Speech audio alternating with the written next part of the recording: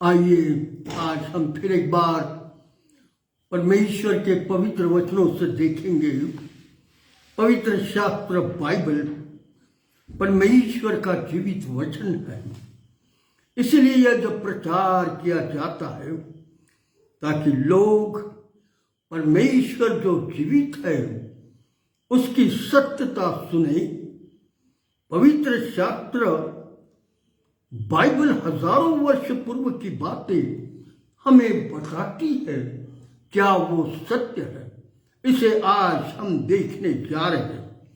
पवित्र शास्त्र बाइबल में परमेश्वर ने बड़ी सुंदर रीति से हर प्रकार की बातों को सत्यता से मनुष्य जाति के मध्य में रखा।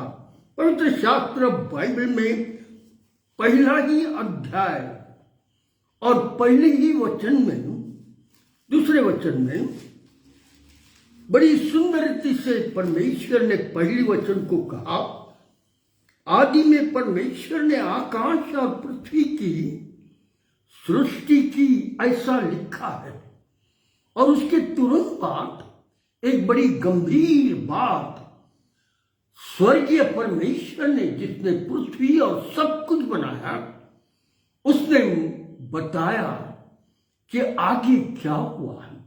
और इसलिए ऐसा लिखा है, आगे में पृथ्वी बेडौल और सुनसान पड़ी थी और गहरे जल के ऊपर अंधियारा छाया था तथा परमेश्वर की आत्मा जल के ऊपर मंडरा रही थी। यह स्थिति इस पृथ्वी की परमेश्वर ने हमें बताई। यह बेडौल हो गई थी। और पवित्र शास्त्र का इतिहास, इसीलिए पूर्व काल की बातें, पूर्व सनातन की बातें पवित्र शास्त्र बाइबल इसलिए बताती है कि कोई भी बात मनुष्य जाति से ना छुपी रहे। और इसलिए उसने कहा पृथ्वी बेडौल और सुनसान पड़ चुकी है। आप कहेंगे परमेश्वर ने पृथ्वी को बनाया, फिर उस परमेश्वर ने पृथ्वी को बेडौल और सुनसान क्यों बनाया? मित्रगण, परमेश्वर ने जो कुछ बनाया जीवनदायक बनाया। परमेश्वर ने जो कुछ निर्माण किया सुंदरता में ढाया, परंतु पाप बीच में आया। पाप और बुराई आने का परिणाम पृथ्वी बेडौल और सुनसान पड़ गई। और ऐसा लिखा हुआ है, पृथ्वी बेडौल और सुनसान पड़ी थी और गहरे जल के ऊपर अंधियारा छाया था। यह घटना हजारों लाखों वर्ष पुरानी है। यह सत्य पवित्र शास्त्र बाइबल मनुष्य जाति की आंखों को और ज्ञान को खोलती है। साइंटिस्टों को और इतिहासकारों को यही पवित्र शास्त्र है उनकी आंखों को और बुद्धि को खोलने वाला। इसी के द्वारा उनको इस सृष्टि की और आकाश मंडल की सत्यता मालूम हुई। और इसीलिए साइंटिस्ट जो नासा के हैं सब कुछ देखने लगे, संसार के इतिहासकार सब कुछ खोजने लगे। यह घटना हजारों लाखों वर्ष पुरानी है।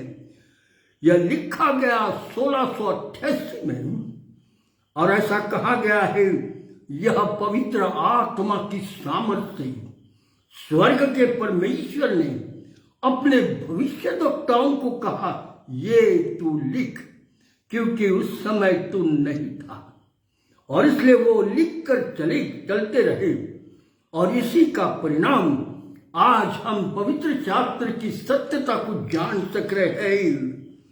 यह घटना आदम हव्वा को इस पृथ्वी पर निर्माण करने से पूर्व हुई है।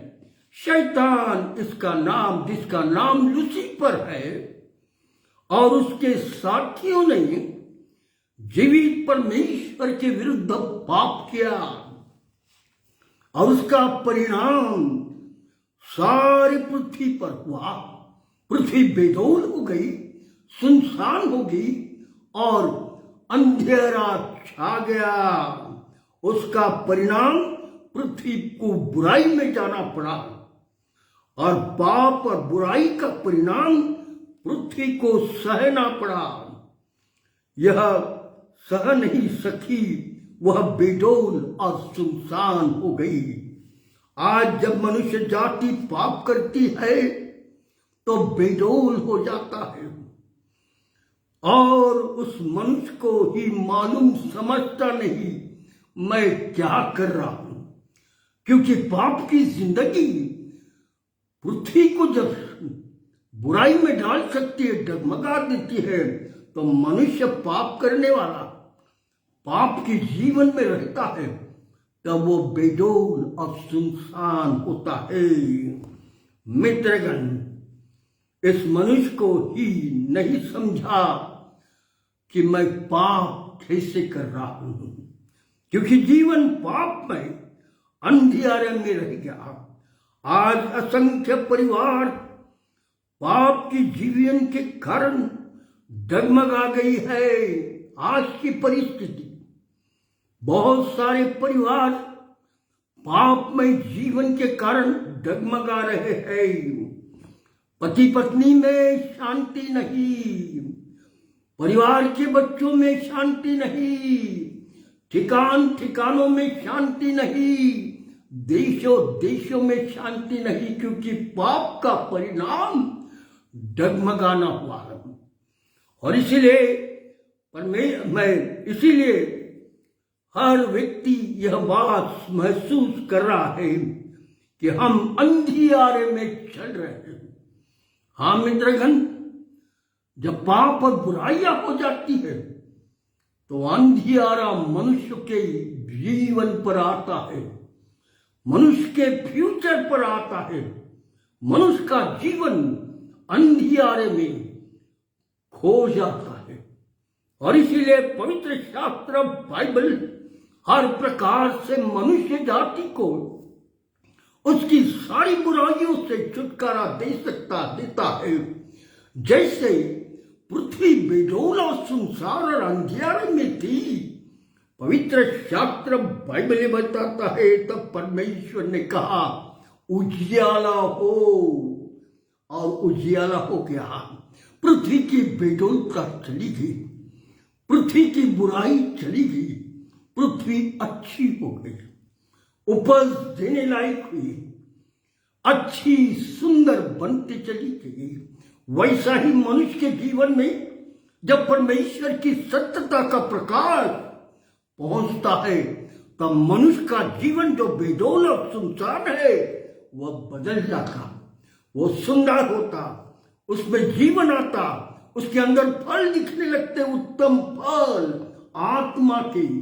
मित्रगण, यही परमेश्वर चाहता है और इसलिए पवित्र शास्त्र बाइबल आगे बड़ी सुंदर रीति से सारी बातें हम तक रखता है।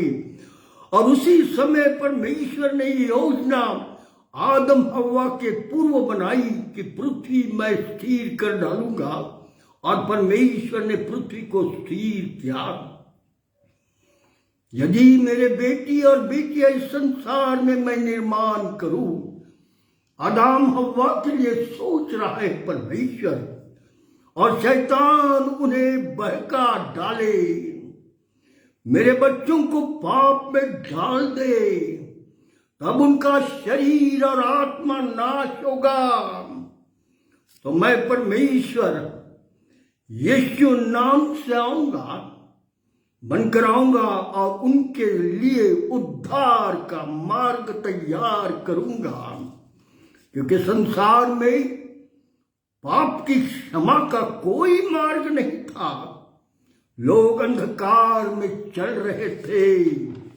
हाँ मित्रगण, पवित्र शास्त्र हमें यह एक पवित्र शास्त्र बाइबल में हम देखते हैं कि परमेश्वर एक वादा मनुष्य जाति से बनाने से पूर्व करता है, और उसने उससे स्वर्ग में बोला और कहा और उसका आवाज यूहन्ना को सुनाई दिया है। और यूहन्ना ने प्रकाशित वाक्य में उस स्वर्ग के परमेश्वर की उस बात को जो यूहन्ना पर प्रकट हुई है, उसे पवित्र शास्त्र बाइबल में प्रकाशित वाक्य में लिखा है। पवित्र शास्त्र बाइबल बताता है, प्रकाशित वाक्य 12वां अध्याय और 10वीं आयत में, फिर मैंने स्वर्ग से यह बड़ा शब्द आते सुना, अब हमारे परमेश्वर का उद्धार और सामर्थ और राज्य उसके मसीह का अधिकार प्रकट हुआ है, क्योंकि परमेश्वर ने इस पृथ्वी पर अपनी संतान को बनाने का प्लान बनाया।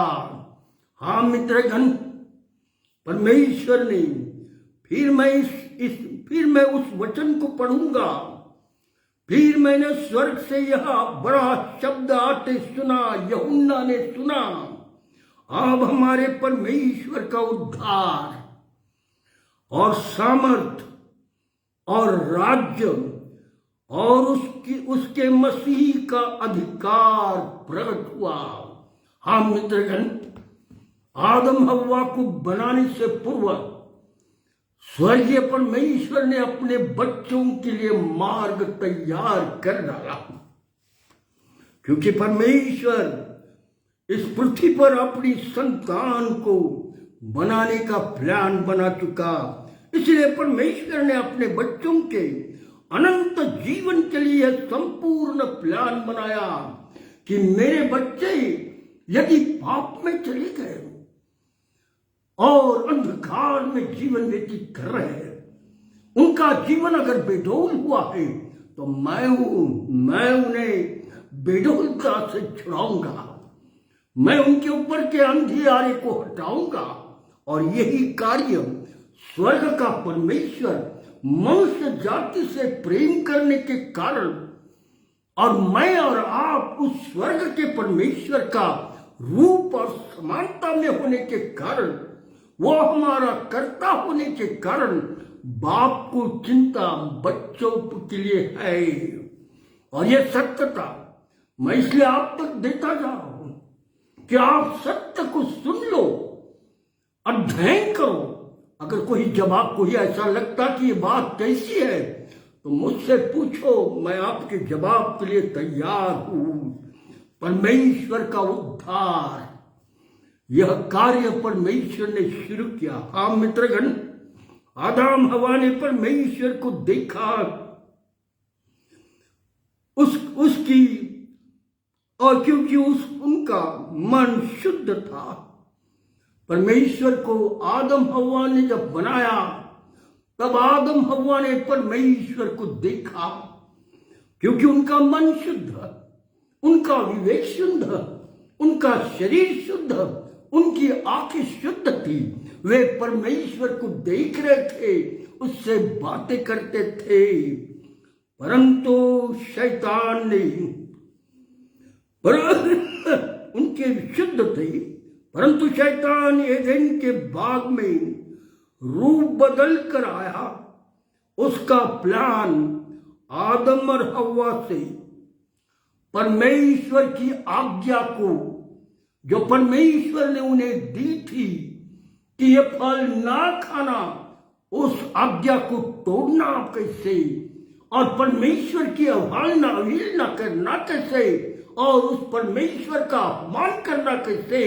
इसलिए आदम हव्वा को फसलाकर, और आदम को तो फसला नहीं सकता, इसलिए उसने हव्वा को पकड़ा और उसे फंसाया। और वो फल, जिस पेड़ के फल को परमेश्वर ने मना किया था, उसे तोड़कर खाने के लिए विवश किया। मित्रगण, आज भी शैतान मनुष्य जाति को हर प्रकार की बुराई करने के लिए विवेश करता है। वो कहता है, ये कर पाप, ये बुराई कर, मजा आएगी, आनंद आएगा, तू ये कर। और शैतान इस प्रकार से करके मनुष्य जाति के अंदर से परमेश्वर की जो पवित्रता है उसे निकाल लेता है। और इसलिए मित्रगण, उनके आदम हवा को शैतान ने भरमान डाला और उनके यानी हवा को पकड़कर उसे बहका दिया और उस पेड़ का फल खाने के लिए कहा। परमेश्वर ने तुम्हें इस पेड़ का फल खाने को मना क्यों किया? और ये शैतान देखो कैसे रीति से बहका कर बोल रहा है, परमेश्वर तुम्हें इस पेड़ का फल खाने को मना क्यों कर रहा है?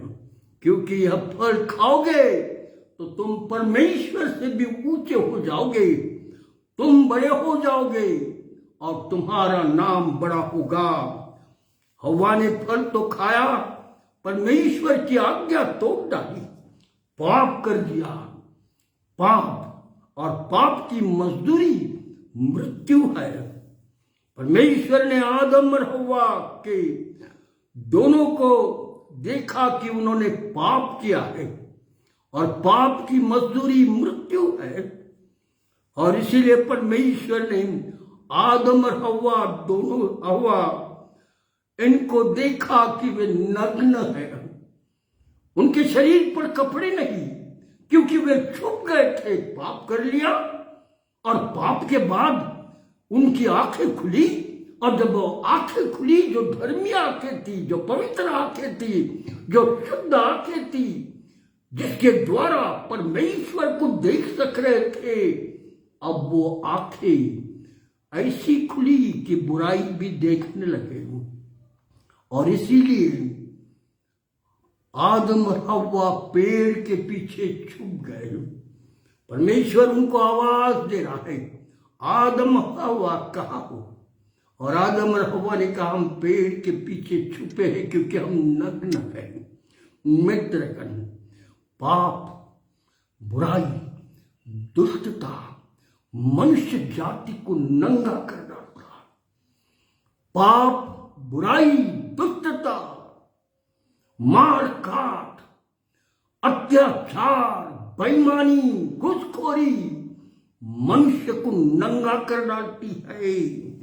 और इसीलिए वह छुप गए थे। और तब परमेश्वर ने देखा मेरे बच्चों ने पाप किया है, और इसलिए उन्हें बाहर लाया और उनसे कहा, तुमने पाप किया।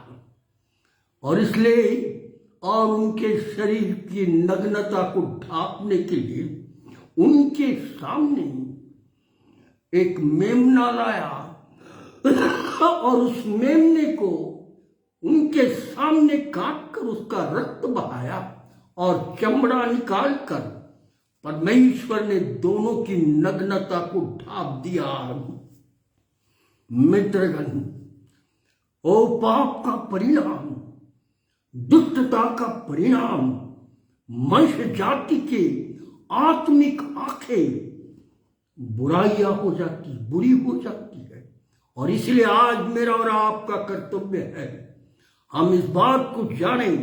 परमेश्वर ने जब देखा तो उनके आंख को चमड़ा लगाकर उनकी नग्नता ढक ली, उनके लिए एक मेमना काटा गया।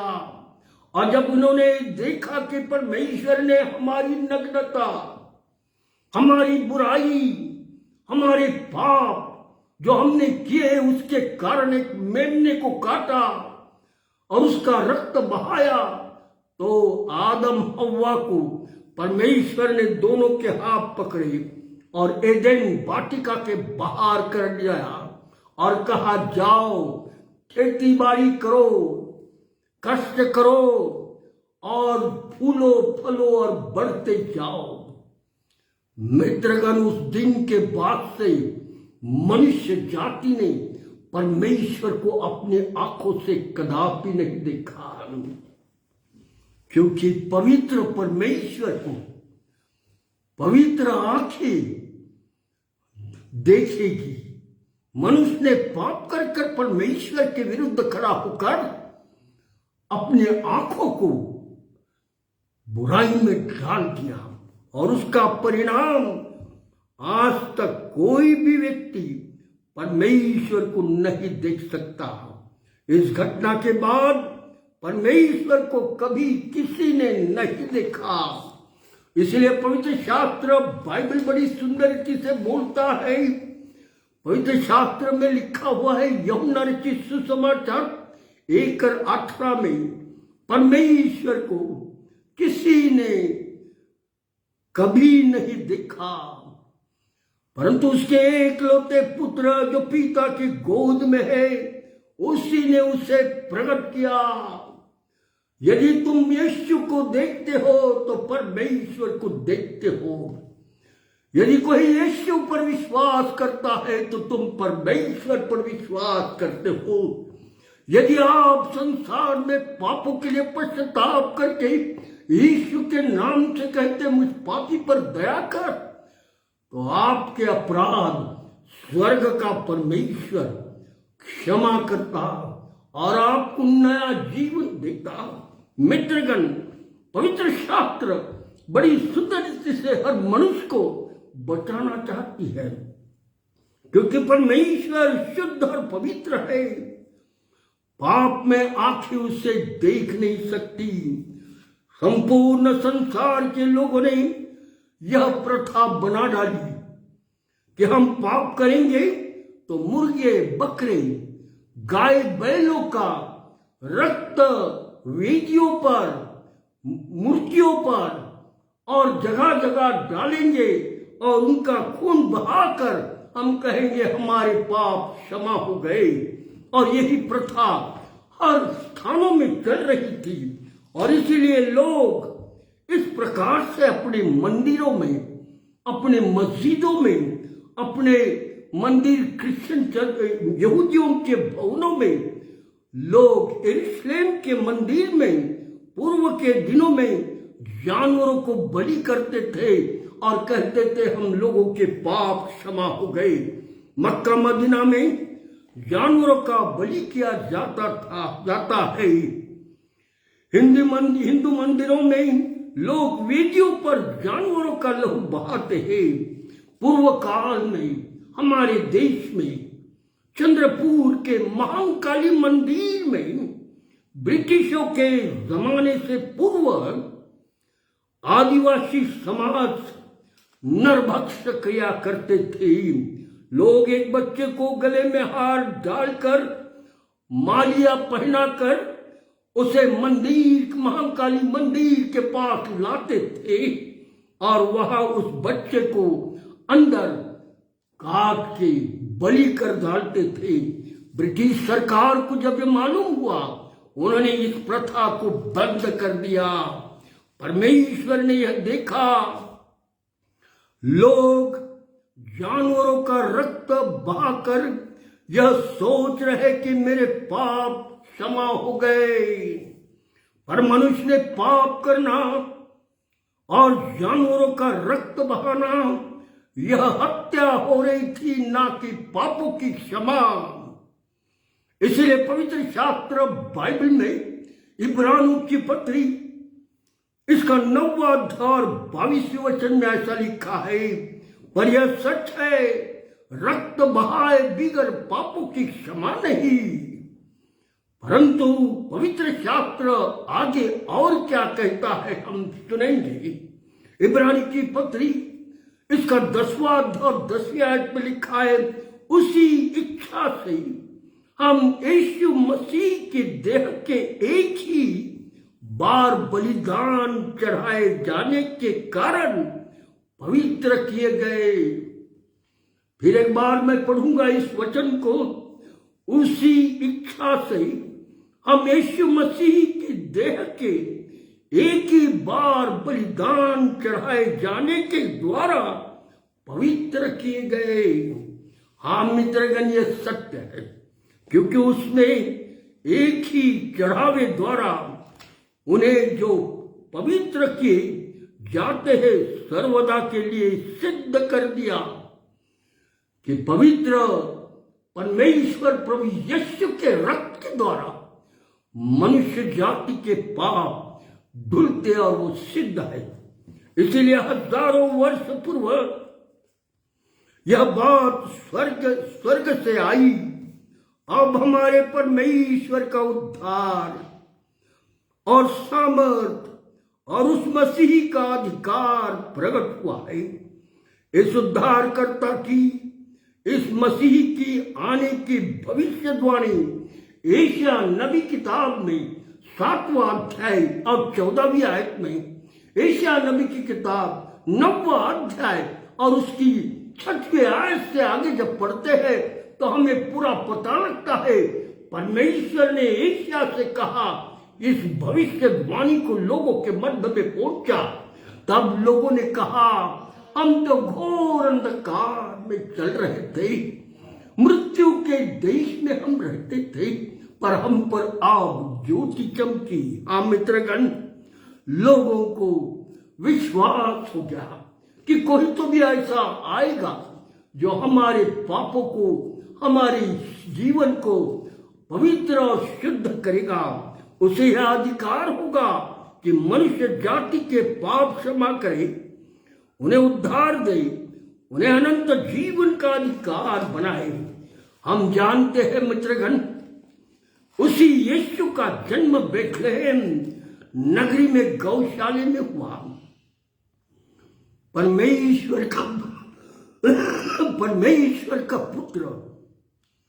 आज पवित्र शास्त्र यह बोलता है, यरूशलेम इजराइल देश के बेथलेहम नगर में एक गौशाले में उसका जन्म हुआ। आसमान से एक तारा दर्शा रहा था, यहां एक राजकुमार पैदा हुआ है। हाँ मित्रगण, सारे चिन्ह सत्यता को बता रहे थे कि एक राजकुमार इस देश में, इस प्रांत में पैदा हुआ है, इस गौशाले में पैदा हुआ है।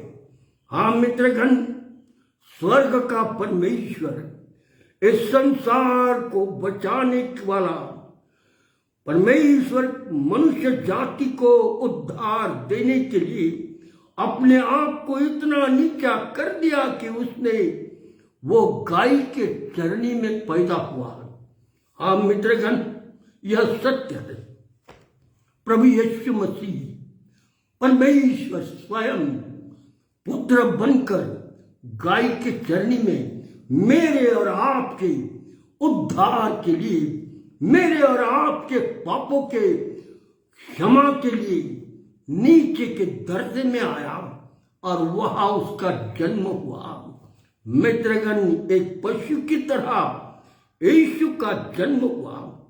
इसीलिए इस पशु की तरह बीबी मरियम के द्वारा जन्म हुआ। इसीलिए यूहन्ना ने यीशु को अपने और आते देखकर कहा, यूहन्ना रचित सुसमाचार 9 और 29 में लिखा है, देखो यह परमेश्वर का मेमना है जो जगत के पाप उठा ले जाता है। मित्रगण, ओ स्वर्ग का परमेश्वर यीशु नाम से इस पृथ्वी पर इसलिए आया कि मेरे और आपके अपराध मिटा डाले।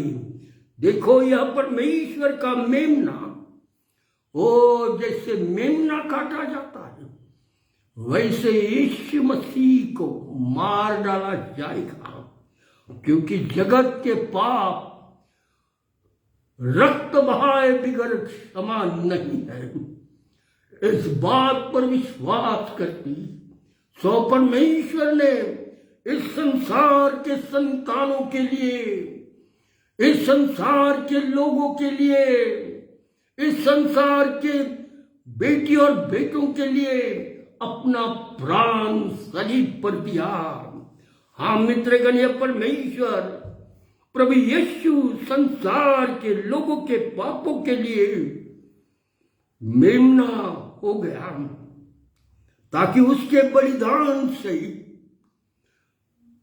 उसके मूल्यवान रक्त के द्वारा हम मनुष्य जाति उद्धार पाए।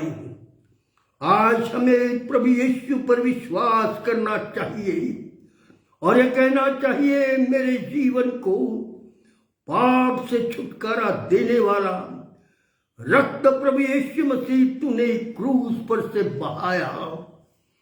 मैं तुझ पर विश्वास करता हूं। मनुष्य हर व्यक्ति ने ऐसा कहना चाहिए। तूने मेरे अपराधों के लिए तेरे सिर पर कांटों का ताज पहनाया गया। मेरे अपराध और पापों के कारण तुझे 29 कोड़े मारे गए बदन पर। मेरे पाप और बुराई के कारण के अपराधों के कारण लोगों ने तुझ पर थूका। यहूदी शास्त्री और फरीसी और रोमी सल्तनत ने तेरे शरीर के हाल हाल किए। मेरे पापों का बोझ भारी तुझ पर लाद दिया गया। मेरे संसार में किए हुए दुष्ट कर्मों के कारण तेरे दोनों हाथों पे खिले ठोके गए, तेरे पैरों में खिले ठोके गए। जब इस प्रभु यीशु तो मेरे पापों के कारण क्रूस पर टांगा गया, तेरे सीने में भाला भूसा गया। मेरे अपराधों के कारण, मेरे बुराई के कारण आज यदि मनुष्य जाति इस सत्यता को सुनकर नम्र होकर परमेश्वर के पास पूरी बुद्धि और प्राण के साथ आएगा तो वो मनुष्य जाति का जीवन बदल जाएगा। मित्रगण, अब समय थोड़ा है और इसलिए पवित्र शास्त्र की बातें हमने जानना जरूरी है। हर कोई जो इसे सुनता है, इसे जानता है, इसे समझता है, वो अपना जीवन प्रभु यीशु को देता और कहता, मुझ पापी पर दया कर प्रभु, मेरे लिए तूने शरीर पर अपना प्राण दिया। ओ जो ताड़ना मुझे पड़नी थी उसे तूने अपने ऊपर ले लिया। आज मैं विश्वास करता हूं क्योंकि तू मृतकों में से जीवित हुआ, स्वर्ग पर गया और तू आने वाला है। उससे पहले मैं अपना जीवन तेरे हाथ में देता, क्योंकि न्याय के दिन जब मैं खड़ा होऊंगा तो मेरे जीवन रूपी किताब जो स्वर्ग में है उसमें पाप ना रह सके। इसलिए प्रभु, मैं लीन और नम्र होता, अपने पापों के लिए पश्चाताप करता, तेरे जीवन से, तेरे रक्त से मेरे अपराधों को मिटा डाल। मैं आज तेरे पास आता। प्रभु यीशु मसीह कहेगा, बेटे तेरे अपराध क्षमा मैं कर डालता। तूने अपने आप को नम्र कर डाला, तो आंखों के आंसुओं से रो रहा है। बेटा, बेटी, भाई बहनों, यदि आज नम्रता हमारे जीवन में आएगी, अनंत जीवन के वारिस होंगे। नहीं तो हमारा अंत जरूर है। हमारा शरीर मरेगा, हमारी आत्मा आग में तड़पेगी और वो दिन किसी मनुष्य जाति पर ना आए। इसलिए हम प्रचार करके सचेत करते जा रहे हैं। हमारा काम सचेत करना है, परंतु शैतान बड़ी तादाद में उठ रहा है। हम उसे देख रहे हैं, उसकी चालों को सुन रहे हैं, उसके चालों को देख रहे हैं, जो बुराई की तरफ दौड़ रही है, और लोगों को जो सत्यता की ओर चल रहे हैं उन्हें तकलीफ दे रहा है। और इसलिए प्रभु हमें कहता है, सावधान, कोई डरना नहीं, विश्वास में मजबूत रहना, चाहे कुछ भी हो जाए, मैं तुम्हारे संग हूं। शरीर नाशमान है, मिट्टी में जाएगा, परंतु तुम्हारी आत्मा अनंत जीवन में जाएगी। और इसलिए मित्रगण, आज मुझे और आपको पश्चाताप करके नया जीवन पाकर जीवित परमेश्वर जो है प्रभु यीशु, उस पर विश्वास करना है। आइए, आज मैं यहीं तक आपसे बातचीत करूंगा। परमेश्वर आप सबको आशीष दे, हम प्रार्थना करेंगे। हमारे अत्यंत दयालु परमेश्वर पिता, आकाश और पृथ्वी के निर्माण करता, हम पापियों के उद्धारक प्रभु यीशु, आज जितनों ने तेरा वचन सुना फेसबुक के माध्यम से, उन्हें स्पर्श कर प्रभु, उनकी स्थिति को देख। यदि वो समझते हैं कि मैं तो बेडौल और सुनसान हो चुका हूं, ओ मेरे जीवन पर अंधियारा छाया है, मेरी स्थिति बुरी है, तो आज प्रभु ऐसे लोगों को तू स्पर्श कर, उनका जीवन तू बदल डाल प्रभु। उन्हें उस समझ को दे कि वो तुझे समझ सके और तू जीवित परमेश्वर पर विश्वास करके तमाम बुराइयों को छोड़कर पश्चाताप करके प्रभु तेरी इच्छा से संसार में जीवन व्यतीत कर सके, ऐसा होने दे। यदि आज कोई बीमार है, यदि आज कोई तकलीफ में है, यदि आज कोई समस्या में है, हे प्रभु यीशु उनकी जरूरतों को तू पूरा कर। यदि कोई बीमार है तो प्रभु तेरा सीधा हुआ हाथ उसे लगा और चंगाई दे। हम जानते परमेश्वर पिता तू सारे अद्भुत काम करने के लिए आज भी सामर्थी है, और हम विश्वास करते तू बहुत बड़े बड़े काम इन अंतिम दिनों में करता जाएगा, ताकि जो लोग अंधे हैं, ना समझ है, उनकी बुद्धि खुले, उनका आँख खुले, ताकि वे तुझे समझ सके। हम तुझे धन्यवाद देते ही क्योंकि तू जीवता परमेश्वर है। प्रभु यीशु आज सब पर आशीष दे, मेरे देश पर भी आशीष रख प्रभु। हर एक घटना जो हो रही है उसे रोकने वाली सामर्थ्य भेज, ताकि प्रभु बुराई और दुष्टता हमारे देश से निकल जाए और ये देश शांति प्रधान, प्रेम करने वाला, दया करने वाला, अनुग्रह करने वाला बनता जाए, ऐसा होनी चाहिए।